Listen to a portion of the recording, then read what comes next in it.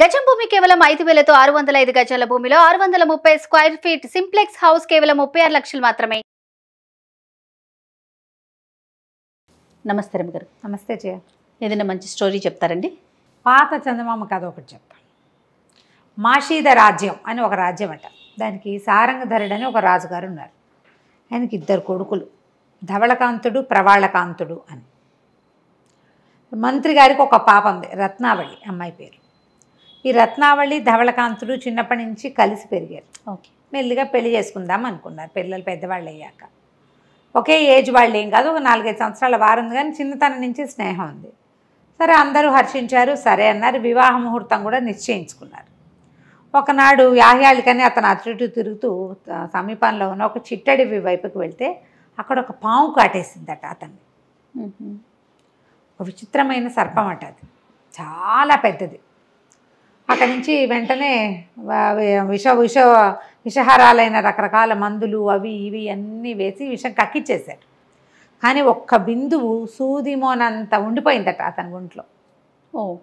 క్రమంగా శరీరం నీలంగా అయిపోయింది. కంటి చూపు మసకబారి దుర్వాసన వచ్చేదిట అతని దగ్గర నుంచి. 4-5 రోజుల్లో రంగు మెల్లిగా మారి జబ్బును పడిపోయాడు. కళ్ళు కూడా కనపట్టాల. ఇక ఎన్ని రకాల వైద్యాలు చేసినా నార్మల్ కాలేదు పాపం. అయితే వీళ్ళని ఈ ఊళ్ళో కాకుండా పై ఊళ్ళ నుంచి ఎక్కడెక్కడెక్కడెక్కడెక్కడో ఈ విషహారాలైన మందులు తెప్పించే క్రమంలో చాలామంది వైద్యుల్ని తెప్పిస్తే వాళ్ళు ఏం చెప్పారంటే, అదేదో అడవి, వీళ్ళకి చాలా దూరం అమృతవల్లి అని ఒక ప్రత్యేకమైన ఒక మూలిక ఉంది. ఆ అమృతవల్లి తెచ్చి కనుక వీనికి వైద్యం చేస్తే అబ్బాయి నార్మల్ అవుతాడు. ఇది ఎక్కువ విషం ఉండుంటే చచ్చిపోయేవాడు. ఓకే. ఒక్కటి సూదిమోన ఆనినంత విషం, అది ఘటసర్పం అనేది ఒక ప్రత్యేకమైన సర్పం. మామూలుగా ఇంకొక పాము అయితే కనుక దాని విషం ఇలాంటి లక్షణాలను ఇవ్వదు, ఏవో పుళ్ళు అవి పడేవి.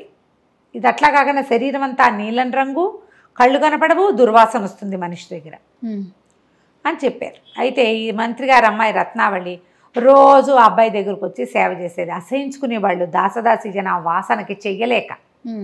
పాపం అమ్మాయి మాత్రం ముక్కు గుడ్డ కట్టుకుని, నేనే చేసుకుంటాను, నేను ప్రేమించాను, పెళ్ళయ్యాకైతే నేను ఏం చేసేదాన్ని అని చెప్పి ఆ అమ్మాయి దగ్గరుండి చేసేది. ఆ గుడ్డి కన్ను బాగా ఇదైపోయింది, చూపు తగ్గిపోయింది.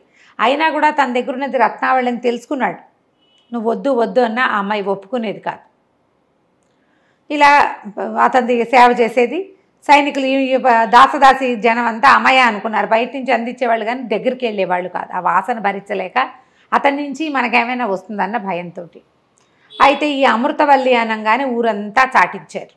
అమృతవల్లిని తెచ్చిపెడితే కనుక వాళ్ళకి ఎంతో భాగం రాజ్యం ఇస్తామని, 100 ఎకరాల పొలం ఇస్తామని, చిన్న సామంత రాజ్యం ఇస్తామని. ఎవరు రాల.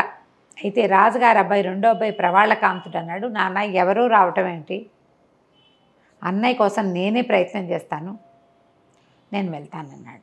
రాజకుమారుడిని ఒకడేమో ఇలాగ పాము గరిచి ఈ రకంగా ఉన్నాడు. రాజవ్వాల్సిన రెండోవాడు కూడా, ఇప్పుడు ఇతనికి ఏదైనా అయితే రాజవ్వాల్సిన రెండోవాడు, వాడు కూడా వెళ్తానంటుంటే ఏం చేయాలో తెలియలా. అన్నయ్య మీద ఉన్న అతని ప్రేమకి, అమ్మయ్య అన్నయ్య అడ్డు దొరికిపోయింది, రాజ్యం నాదే అనుకోకుండా అంత నిస్వార్థంగా పిల్లవాడు వెళ్తానంటుంటే సంతోషించారు.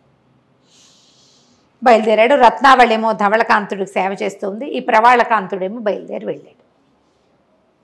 అదొక అడవి, కొన్ని గుర్తులు చెప్పారు. ఈ అడవి అది దాటిన తర్వాత ఒక నది వస్తుంది. దాని తర్వాత ఈ అమృతలత దొరుకుతుంది. దానికి ఒక ప్రత్యేకమైన ఆకులు, అవి గుర్తు రాసిచ్చారు, ఇట్లా ఇట్లా ఉంటుంది అని. ఈ అబ్బాయి వెళ్ళగా వెళ్ళగా వెళ్ళగా ఎట్లాగో ఒక 5-6 రోజులకి ఆ అడవిని చేశాడు. ఇంకా కొంత దూరంలో ఆ నదీ తీరం ఉందనగా ఒక పెద్ద చెట్టు కింద విశ్రమించాడు. విశ్రమిస్తే 2 గండభేరుండ పక్షులు ఉన్నాయి ఆ చెట్టు మీద. పెద్ద సైజు గద్దలు అన్నమాట. ఆడగద్ద ఏడుస్తోంది.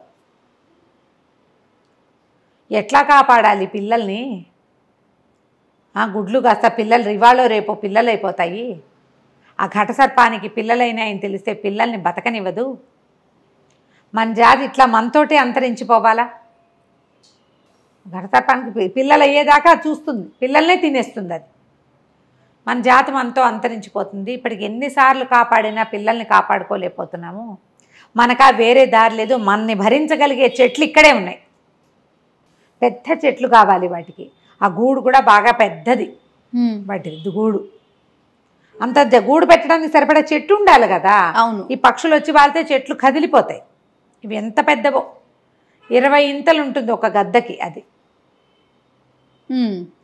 అయితే ఏడుస్తుంటే మగ పక్షి చెప్తోందనమాట, ఈ ఘటసర్పం మామూలుది కాదు, ఇదే కాదు రాజకుమారుని కూడా కాటేసిందిట, అతను ఇవాళో రేపో అన్నట్టుగా ఉన్నాడు. ఈ అడవి నది దాటిన తర్వాత ఉన్న అమృతలతని తెస్తే కానీ ఆ పిల్లాడు బతకడు, అమృతవల్లిని తెస్తే కానీ ఎవరు తెస్తారు? నదిని దాటంగానే ఘటసర్పం సిద్ధంగా ఉంటుంది, అక్కడే ఉంటుంది దాని ఆవాసం, అదే ఎవరిని లోపలికి రానివ్వదు. దాని క్రూరమైన బుద్ధి దాంది. తిరగడానికి వెళ్ళింది, రాజకుమారుడు కనపడితే వాడు రాజు అవుతున్నాడని తెలిసి కాటేయటం ఎందుకు? దాని గుణం మంచిది కాదు అని మాట్లాడుకుంటున్నారు. ఆ మానవ భాషలో మాట్లాడుకుంటున్న పక్షులు రెండిటి మాటలు ఈ ప్రవాళకాంతుడు వినేశాడు. వినేసి దండాలు పెట్టి అడిగాడు, పక్షి దంపతులారా, దయచేసి నాకు ఆ సమాచారం ఇవ్వండి. ధవళకాంతుడు మా అన్నయ్య, నా పేరు ప్రవాళకాంతుడు, నేను కూడా మాషేద రాజ్యానికి చెందిన రాకుమారుణ్ణే. మా అన్నయ్యని బతికించడానికి మాకు ఇంకో సాధనం ఏమీ లేదు. ఆ అమృతవల్లిని ఎలా తేవాలో తెలియదు. అంటే నాయన అక్కడ చాలా కష్టం, ఎన్నో సర్పాలు ఉన్నాయి, ఘటసర్పం చాలా ముఖ్యమైనది, మిగిలిన పావులు వాటి జోలికి వెళ్ళకపోతే అవి మన ఏం చెయ్యవు, అవి ఎవరిని ఏం చెయ్యవు. కానీ ఘటసర్పానికి మాత్రం ఒక దుర్గుణం ఉంది, తన దారిని తను పోయే వాళ్ళని కూడా కాటేస్తుంది. మీ అన్నయ్యని అట్లాగే కాటేసింది, అతనేమి ఎదురుపడలా దానికి, పనిమాల వచ్చి కాటేసింది. దాని గుణం మంచిది కాదు. అదేంటంటే మా జాతి వాళ్ళ ఎంగిలి తగిలితే చచ్చిపోతుంది, అందుకని ఏం చేస్తుంది, మా పిల్లల్ని బతకనివ్వదు. పిల్లలు కలగంగానే గుడ్లు పిల్లలు అవ్వగానే మేము ఆహారానికి వెళ్ళక మాకు తప్పదు, మేమిద్దరం ఆహారానికి వెళ్ళాలి పిల్లలకి సరిపోవాలంటే, అది వచ్చి తినేస్తుంది నాయన, ఇది మా పరిస్థితి, మేమేం చేయాలో మాకు తెలియటం లేదు అనేసరికల్లా ఇతను అన్నాడు, మీ ఎంగిలి వాటికి తగలాలంటే ఏం చెయ్యాలి? ఏమైనా సరే మా ఎంగిలి కనుక తీసుకుందా చచ్చిపోతుంది, దాని పొట్ట పగిలిపోతుంది. ఈ పక్షుల ఎంగిలి దానికి ఎట్లా తగులుతుంది? ఇతను ఏమన్నాడంటే సరే ఉండండి అని చుట్టుపక్కల అక్కడి నుంచి ఆ అడవి బయటికి నడవటం మొదలుపెట్టాడు. ఆ పక్కన కొంచెం అడవిలో నుంచి బయటికి వెళ్తే గ్రామాలు ఉంటాయి కదా, అడవుల మీద ఆధారపడి ఉండేవి, వాళ్ళెవరి దగ్గర గోక్షీరం ఉంది, పాలు ఉన్నాయి, ఆవుల పాలు. తను వాళ్ళెవరి దగ్గర అడిగి కొంచెం డబ్బులు ఇచ్చి అంత వెడల్పాటి పాత్రలో ఆవు పాలు పోసి చేత్తో పుచ్చుకుని తీసుకొచ్చి ఈ పక్షుల్ని వీటిని ఎంగిల్ ఏంటంటే పక్షులు 2 ముక్కులు అందులో ముంచుకొని కూర్చున్నాయి ఆ పాలల్లో. తర్వాత ఇతను ఏం చేశాడు, ఆ నది దాటి ఘటసర్పం వచ్చే దారిలో ఆ పాల పాత్రని పెట్టాడు. సర్పం వస్తూ బయటికి పాలు కనపడేసరికల్లా మొహం నువ్వు నోరు అందులో పెట్టి పాలు తాగేసింది. ఎప్పుడైతే ఈ పక్షుల ఎంగిలి దానికి తగిలిందో అది కాస్త పెద్దగా ఇంతలావున ఉబ్బిపోయి పొట్ట పగిలిపోయి చచ్చిపోయేసరికల్లా ఈ పక్షులన్నీ నాయన ఇక్కడే ఉండి చచ్చిపోయేదాకా ఉండని చెట్టు మీద ఎక్కించి కూర్చోబెట్టింది. పాము చచ్చిపోయాక దాని తల దగ్గర చూడు ఒక రకమైన మణి లాంటిది ఉంటుంది, చీల్చు దాన్ని, కొంత మటుకు పొట్ట దగ్గర పగిలిపోయింది, మొహం దగ్గర చీల్చు, తల దగ్గర చీలిస్తే మణి దొరుకుతుంటే చచ్చిపోయిన ఘటసర్పాన్ని అలాగా దాని కూరలు తగలకుండా చేసుకోమన్నారు. విషం ఉంటుంది, అలాగా పైవైపు నుంచి కట్ చేస్తే ఒక అంత మణి, నీలం మణి, నాగమణి అంటారు కదా, ఈ మణి మహత్యమే ఈ కథ పేరు. ఆ మణిని దగ్గర పెట్టుకో, దీంతో చాలా ఉపయోగం ఉంది, ఈ మణిని పట్టుకో. మేమేం చేస్తామంటే నువ్వు ప్లాన్ చెప్తాము, మా రెక్కల చప్పుడు అవి వచ్చిందా సర్పాలు ఉద్రేకపడతాయి, మేము అక్కడికి రాకూడదు, మేము ఆకాశంలో తిరగచ్చు, కిందకి రాకూడదు, నిన్ను దింపాలి అంటే మేము అక్కడికి రావాల్సి వస్తుంది, అందుకని అట్లా చేయొద్దు. ఈ మర్రి ఊడల్లో ఒకదాని వెడల్పుగా ఉన్న దాన్ని ఒకదాన్ని కొయ్యి, దానికి 2 వైపులా 2 తాళ్ళలు లేకుండా కట్టు, నువ్వు దాని మీద కూర్చో, మేము పైనుంచి ఆ 2 తాళ్ళని పట్టుకుని అలాగా నిన్ను నది దాటిచ్చి వదిలిపెడతాం. నువ్వు మణి ఇట్లా చేత్తో పుచ్చుకున్నావంటే ఆ మణి ఉన్న దగ్గరికి మిగిలిన పాములు రావు. బాగుంది. నువ్వు లోపలికి వెళ్తే నీకు చెట్టు కనపడుతుంది, అమృతవల్లి బోల్డ్ అని మొక్కలు ఉంటాయి, అది నువ్వు ముట్టుకుంటే నీ చేతికి దానికి చెట్టుకి ఆకుకేముండదు, ఎవడైతే దాన్ని పట్టుకుంటాడో వాడి చేతికి సుగంధం అంటుతుంది, ఏదో గుమగుమలాడదు, సన్నటి మంచి వాసన, ముట్టుకుంటే నీకు తెలుస్తుంది, నీ చెయ్యి గుమగుమలాడుతున్నట్టు అర్థమవుతుంది, అది తెచ్చుకోమన్నారు. సరే అబ్బాయి ఏం చేశాడు, ఆ మణి చేత్తో పుచ్చుకొని ఓ 2 తాళ్ళు లాంటివి పేనుకొని నారలు చెట్లు ఉన్నాయి, అవన్నీ ఐడియాలు ఉన్నాయి. ఆ తాళ్ళేమో ఈ మర్రి బూడని పట్టుకునేలాగా రెండు వైపులా కట్టి దాన్ని నీళ్ళలో వేసి దాని మీద కూర్చున్నాడు. ఆ రెండు తాళ్ళు పట్టుకుని గండబేరెండు పక్షులు తన అదంతా ఈదిచ్చి తీసుకెళ్ళి ఆ చివరి వదిలిపెట్టినాయి. వాడంతటి వాడు ఈదగలిగే నది కాదు అది.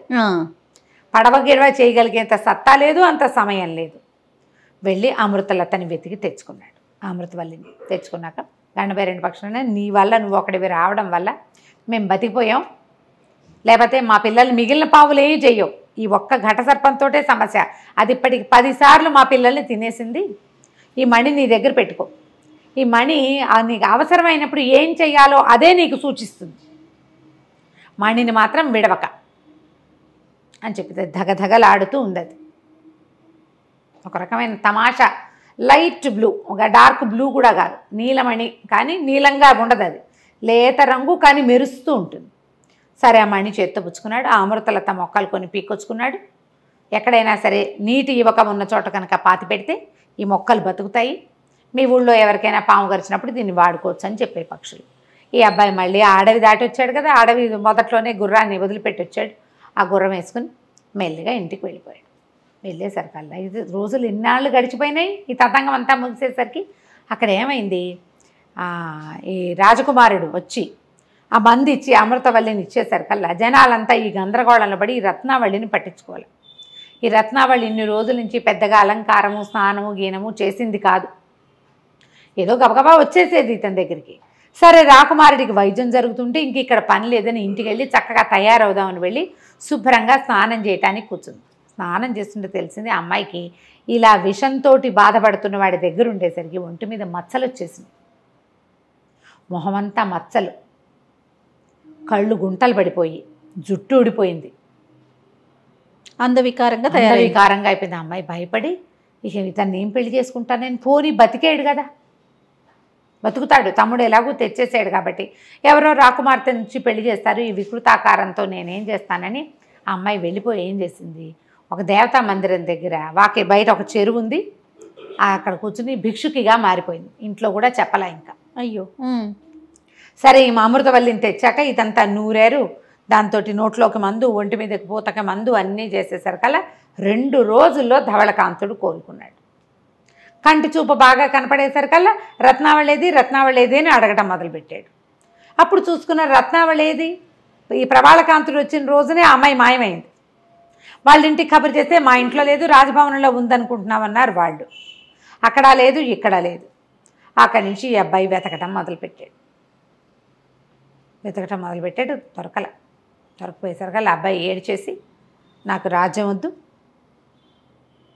నేను రాజును గాను, మీ తమ్ముడిని రాజుని చేసుకోండి, నేను రాజ్యం తీసుకోను, ఈ దేవతా మందిరం దగ్గర ఒక పెద్ద చెరువు ఉంది కదా, కొలం లాంటిది, నేను అందులో ప్రాణత్యాగం చేస్తాను, అందులో రాముడు సరయూ నది ప్రవేశం చేశాడు, సీతాదేవి లేక నేను కూడా అంతే, రత్నావళి లేకపోతే నేను కూడా నది ప్రవేశం చేసేస్తాను అని చెప్పి ఏడ్చుకుంటూ వెళ్ళిపోయాడు అతను. అమ్మాయి వల్లే బతుకున్నా, లేకపోతే నేను బతుకుండేవాడిని కాను, అది ఏమైపోయిందో తెలీదు అని బాధపడుతూ వచ్చాడు. అయితే ఏమైంది, ఈ ప్రవాళకాంతుడు అన్నయ్య ఆత్మహత్య చేసుకోబోతున్నాడని అతను కూడా పరిగెత్తుకుంటూ వచ్చాడు. ఆ చెరువు దగ్గర నిలబడేసరికల్లా ఈ అమ్మాయికి అక్కడే భిక్షాం ఎత్తుకుంటూ కనుంది కదా, ఈ నీళ్ళలోకి దూకపోతున్న ధవళకాంతుడు, అయ్యో ఎందుకు దూకేస్తావు, ఆరోగ్యంగా అయ్యావు కదా, వద్దు అనేసరికి అప్పుడు చూశాడు ఈ మొహం నిండా మచ్చలు, మొహం అంతా పాడైపోయింది, జుట్టు అంతా ఊడిపోయింది. ప్రవాళకాంతుడు కూడా వచ్చాడు. వస్తే ధవళకాంతుడు అన్నాడు, నువ్వు అందగా లేకపోయినా పర్వాలేదు, నీ ప్రేమే నాకు కావాలి, నేను రాజును అవ్వను, తమ్ముడికి ఇచ్చేద్దాను రాజ్యం అని చెప్పేసరికి ఇతను రాజ్యం తీసుకోవచ్చు. కానీ అతనికి ఏమనిపించింది, ఎందుకో ఒక ఊహ వచ్చింది, ఈ దట్టిలో పెట్టుకున్న మణిని తీస్తే నల్లగా అయిపోయింది. ఇదేంటి, మనం ఒక రకంగా చూసాం దీన్ని, దాన్ని తీసి అన్నయ్య చేతిలో పెట్టాడు. అన్నయ్య చేతిలో కూడా నల్లగానే ఉంది అది. అప్పుడు అతనికి ఏమనిపించిందంటే, ఈ మణి మెరవాలంటే ఎవరి చేతికో ఇవ్వాలి, చెప్పింది కదా పక్షి, మణే నీకు సూచిస్తుంది అనేది. రంగు మారిపోయింది, ఆ అమ్మాయి దగ్గరికి రాగానే కలర్ మారిపోయింది. ఇతను ఏం చేశాడు, ఆ మణిని ఎత్తి అమ్మాయి చేతిలో పెట్టంగానే మొత్తం మచ్చలన్నీ తగ్గిపోయినాయి ఒక్క దెబ్బకి. ఈ మణి మళ్ళీ మెరవటం మొదలుపెట్టింది. అది విషం వల్ల వచ్చిన సమస్యల్ని దూరం చేస్తుంది. అది ఎక్కడుందో అక్కడ విషం కానీ సర్పం కానీ దాని దరిదాపులకు రావు. ఆశ్చర్యపోయారు, ఇదేంటి ఇంత మార్పు వచ్చిందని ప్రజలంతా ఆశ్చర్యపోయారు. అక్కడి నుంచి ఆ మణిని తీసుకుని కళ్ళకద్దుకుని దాచుకున్నాడు. అన్నయ్యకి వదినకి చెప్పాడు, మీ ఇద్దరు ఒకళ్ళ కోసం ఒకళ్ళు పుట్టారు, మీ అదృష్టం వల్లే ఇంత పని జరిగింది, ఇంత నేను తేగలిగాను, ఈ మణి కూడా లభించింది, వివాహం చేసుకోండి, రాజ్యం చేసుకోండి అని గట్టిగా చెప్పాడు. యువరాజు పట్టాభిషేకం చిన్నవాడికి చేసి పెద్ద అబ్బాయిని మహారాజుని చేశారు. కలకాలం కలిసి ఉన్నారు. మణి మహత్యం. చాలా బాగుంది రమ్య గారు. నమస్తే. నమస్తే.